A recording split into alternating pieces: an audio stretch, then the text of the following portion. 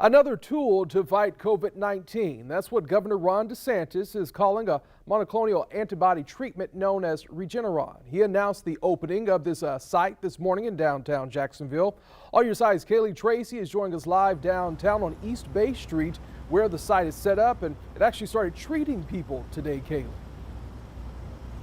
Anthony, it started today at noon, the state partnering with the city, and if you're 12 or older and you have underlying health conditions right now, or they're looking at the elderly, you can come here to the Jacksonville Fire and Rescue Department's mobile incident management unit you see here. Right now, again, it is on a referral basis for the most vulnerable and the elderly.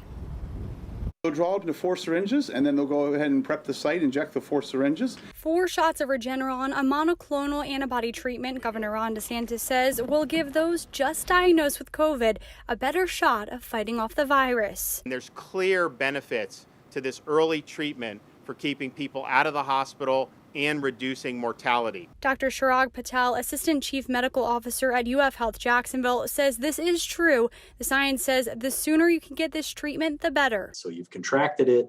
COVID's job now in your body is to make as many copies of itself as it can in order to survive.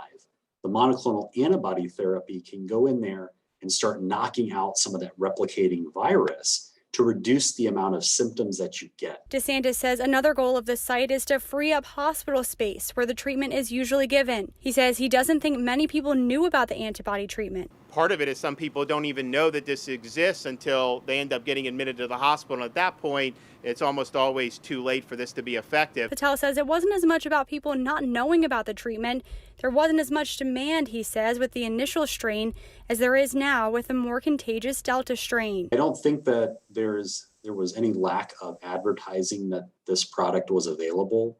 I think that when you're dealing with an alpha variant or anything prior to Delta, there wasn't as much application for this therapy as there is now with, again, this Delta variant that is so much more severe and so much more transmissible.